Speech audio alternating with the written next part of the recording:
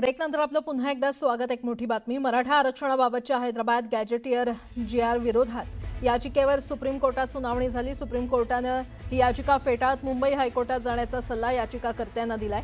हायकोर्टात सविस्तर याचिका दाखल करा आणि 18 नोव्हेंबरच्या सुनावणीत मत मांडा असा सल्ला सुप्रीम कोर्टानं दिलेला आहे। तर हैदराबाद गॅजेट स्थगितीला कोर्टानं नकार दिलाय। सुप्रीम कोर्टानं ही याचिका फेटाळून लावलेली आहे। मुंबई हायकोर्टात जाण्याचा सुप्रीम कोर्टानं सल्ला याचिकाकर्त्यांना दिलेला आहे। हायकोर्टात सविस्तर याचिका दाखल करा असं सुप्रीम कोर्टानं म्हटलेलं आहे। आणि या संदर्भात अधिक माहिती देत आहेत आमचे प्रतिनिधी प्रशांत लीला रामदास आपल्यासोबत जोडले गेलेले आहेत। प्रशांत, आज सुप्रीम कोर्टामध्ये ओबीसीच्या संदर्भात खास करून हैदराबाद गॅजेटच्या संदर्भात ज्या याचिका दाखल झाल्या होत्या त्यामध्ये हैदराबाद गॅजेटला अनेकांनी विरोध केला होता। त्या संदर्भात सुनावणी झाली।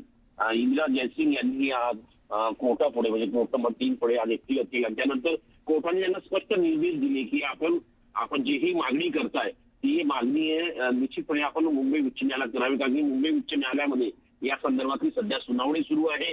आणि एकदा सुनावणी सुरू असताना जर तिथून अजूनही डिस्मिस झाली नाहीये असं असताना तिथून आपण इथे का आला तसा एक सवाल त्यांना केला होता।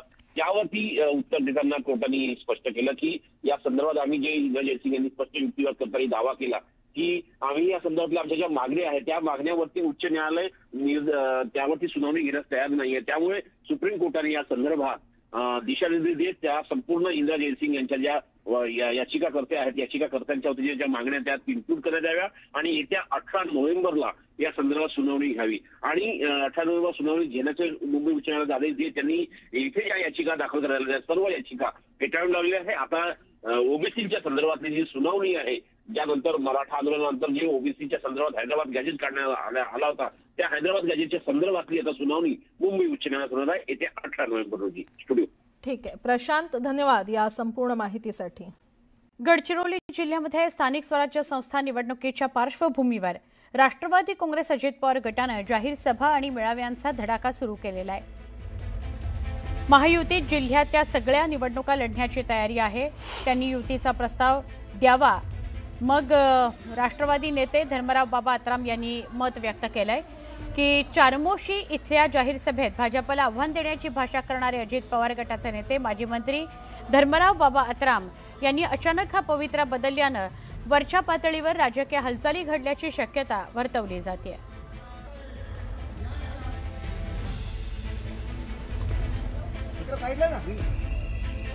गडचिरोलीत अजित पवार गटाच्या जोरदार सभा सुरू आहेत। जिल्हा परिषद स्वबळावर लढणार अशी घोषणा आत्राम यांनी करून टाकली। मात्र त्या संदर्भातला निर्णय अंतिम जो आहे तो अजित पवारच घेतील।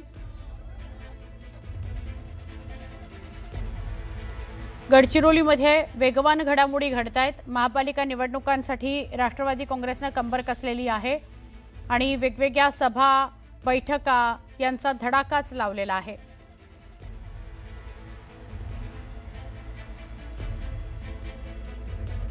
खरं तर राज्यभरात आत्ता महापालिका निवडणुका आणि स्थानिक स्वराज्य संस्थांच्या निवडणुकांची धामधूम सुरू आहे। अजून तारखा जाहीर व्हायच्या आहेत। डिसेंबरमध्ये होणार का पुढच्या वर्षी पहिल्या महिन्यात होणार या सगळ्या संदर्भात अजून निर्णय व्हायचा आहे। पण तरी देखील जोरदार रणधुमाळी सुरू झालेली आहे। आपापसात चर्चा सल्लामसलत केली जाते। प्रत्येक जिल्ह्यामध्ये आपल्या पदाधिकाऱ्यांचं कसं स्थान आहे, कसं वर्चस्व आहे, कुणाला उमेदवारी दिली तर काय फायदा होईल, काय तोटा होईल या सगळ्यांच्या संदर्भातली चाचपणी सुरू आहे। काँग्रेसचे वरिष्ठ नेते माजी मंत्री धर्मराव आत्राम यांनी आता सभांचा धडाका सुरू केला आहे। आधी चामोर्शी आणि आता देसाईगंज। महत्त्वाचं म्हणजे त्यांनी निवडणुकीचं या ठिकाणी रणशिंग फुंकला असं आपण म्हणू शकतो। आपल्यासोबत स्वतः धर्मराव बाबा आहेत, आपण विचारूया। बाबा मला सांगा की नेमकं कशा पद्धतीने तुम्ही आता निवडणुकी तयारी सुरू केल्याचं दिसून येत आहे। अगोदर चामोर्शी आणि आता देसाईगंज, काय तयारी आहे? तयारी काहीच नाही। आता महत्त्वाचं म्हणजे मी प्रत्येक विधानसभा क्षेत्रामध्ये जाऊन सभा घेतो आणि त्या दृष्टीने गडचिरोली विधानसभामध्ये चामोर्शीला झाला, आता आज आपण इथे वडसा देसाईगंजमध्ये आपण सभा घेतो आणि त्याच्यामध्ये एकच आहे की आपल्याला काय परिस्थिती आहे त्या परिस्थिती जाणून घेतला पाहिजे। महायुती करायचा असा प्रकारचं मी आज आपल्या भाषणामध्ये सांगितलं की आपण कुठेतरी समोरचा पक्षाने बोललाच पाहिजे तरच महायुती होऊ शकते. आणि तीन पक्ष आहेत, 3 पक्षाच्या महायुती आहे. त्या दृष्टिकोनातून त्यांना सुद्धा आपण सांगितलं की महायुती म्हणून आपल्याला लढण्याची तयारी आहे, परंतु कोणीतरी येऊन आपल्याशी बोललं तर आपण बोलू पुढे. आधी तुम्ही स्वबळाची भाषा केली होती की 51 जागा जिल्हा परिषदेच्या लढणार आणि आता आज महायुतीचा हा विषय आलेला आहे. नेमकं काय होतं? नेमकं काहीच नाही. 51 जागा याच्याकरता मी सांगितलं की 51 जागामध्ये आमचे उमेदवार तयार आहेत, कार्यकर्ता तयार आहेत, परंतु युती धर्म पाळला पाहिजे हा तिन्ही बाजूनी झाला पाहिजे.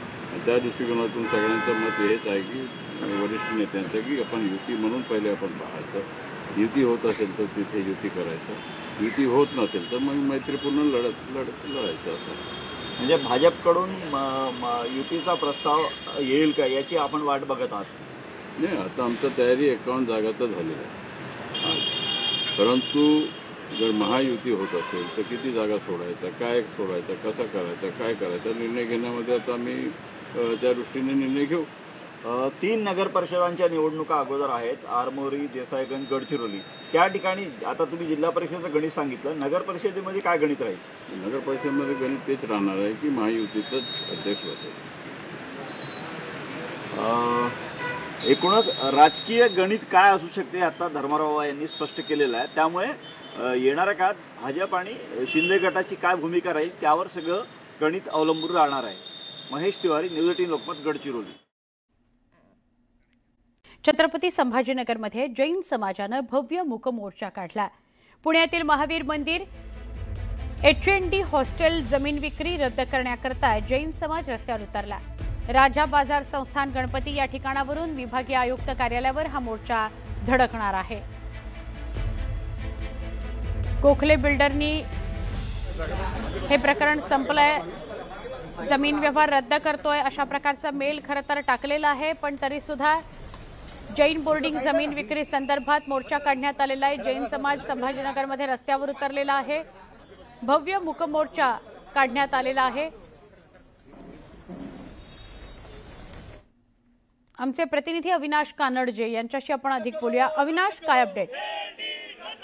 नक्कीच आपण जर बघितलं तर महावीर जैन मंदिर आणि HND हॉस्टेल प्रकरणी जो व्यवहार झालाय, जमीन व्यवहार झालाय, तो गैरकानूनी आहे आणि तो रद्द करण्यात यावा यासाठी संपूर्ण जैन समाज छत्रपती संभाजीनगरमध्ये एकवटलेला आपल्याला या ठिकाणी पाहायला मिळतोय. राजा बाजार या ठिकाणून या मूक मोर्चाला सुरुवात झाली. विशेष म्हणजे या मोर्चाचं जे विशेष ठरलंय ते त्यांनी अगोदरच सर्वांना सांगितलं होतं की सर्वांनी पांढरे शुभ्र कपडे घालायचे आणि ते कपडे घालून आपल्याला कोणताही घोषणाबाजी न करता फक्त हातामध्ये फ्लेक्स घेऊन आपल्या ज्या भावना आहेत त्या मांडायच्या आहे आणि कुठल्याही प्रकारचा आवाज न करता मूक मोर्चा हा विभागीय आयुक्त कार्यालयापर्यंत काढायचा आहे. त्या पद्धतीने संपूर्ण जैन समाज आपल्याला या ठिकाणी एकत्रित झालेला दिसून येतोय.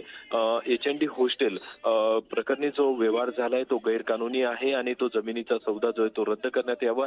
मात्र आपण जर बघितलं तर पुण्याचं जे प्रकरण आहे ते संपूर्ण प्रकरणावर काल रात्रीपर्यंत जे अपडेट होते त्यानुसार जर आपण बघितलं तर तो सौदा रद्द करण्यात आला असं सांगितलं जात असलं तरी सुद्धा जैन समाजाच्या ज्या मागण्या आहेत की ते ट्रस्टमध्ये सामील व्हावं आणि जे संपूर्ण आमचं महावीर जैन मंदिर आहे ते सुद्धा वाचवावं अशा या ठिकाणी आपल्याला मागण्या असलेल्या दिसून येत आहेत. तर दुसरीकडे राजा बाजार या ठिकाणून या मोर्चाला आता सुरुवात झाली तर विभागीय आयुक्तांना देखील निवेदन देणार आहेत. त्या ठिकाणी मोर्चाचा समारोप होईल आणि त्या ठिकाणी काही प्रमुख मोर्चेकरी असतील किंवा त्यांचे पदाधिकारी असतील ते देखील भाषण करण्याची शक्यता आहे. त्यामुळे आता त्यामध्ये ते काय बोलतात हे पाहावं लागेल. एकूणच मुंबईमध्ये किंवा इतर ठिकाणी देखील मोठ्या शहरामध्ये हा मोर्चा निघणार होता. मुंबईतला मोर्चा जो तो रद्द झालाय, मात्र छत्रपती संभाजीनगरमध्ये जो तो जैन समाज आपल्या मोर्चावर ठाम होते आणि मूक मोर्चा या ठिकाणी आता सुरुवात झालेली आहे आणि मोठ्या संख्येने या ठिकाणी जैन बांधव आपल्याला या ठिकाणी एकत्र आलेला दिसून येतोय. नक्की धन्यवाद माहिती दिल्याबद्दल.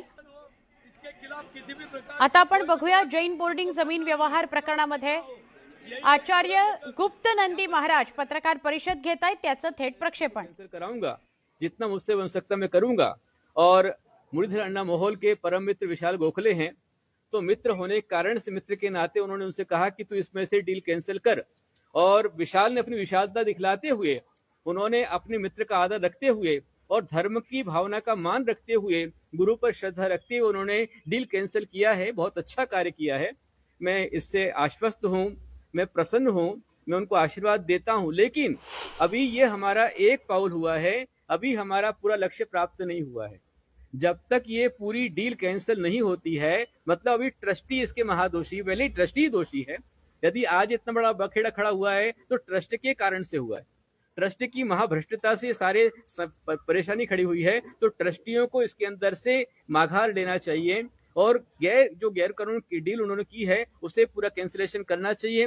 चैरिटी कमिश्नर क्लियर करना चाहिए। इसके क्लियर किए बिना हमारा आंदोलन पूरा नहीं होगा। जब तक यहाँ हॉस्टल में पुनः बच्चे आकर के उनकी पढ़ाई शुरू नहीं होती है, तब तक हमारा आंदोलन पीछे हटने वाला नहीं है। अभी ये शुरुआत है, एक पहला मंगलाचरण हुआ है, उसके लिए मैं उनको सभी के लिए आशीर्वाद दूंगा, पर मोर्चा जोरदार ढंग से पूरे देश में निकलना ही चाहिए। हमारी लड़ाई सरकार से नहीं है, हमारी लड़ाई हमारी किसी पक्ष से नहीं है। हमारी लड़ाई जो है वो भ्रष्टाचार से है, अत्याचार से है, शोषण से है, अन्याय से, अधर्म से है। जो अत्याचार किया जा रहा है गरीब बच्चों पर, जो अत्याचार किया जा रहा है जैन समाज पर हमारे अपनों ही द्वारा, और वो हमारी बात सुन नहीं रहे हैं। इसलिए आंदोलन चलता रहेगा, मात्र एक जैन संस्था के लिए नहीं बल्कि पूरे भारत की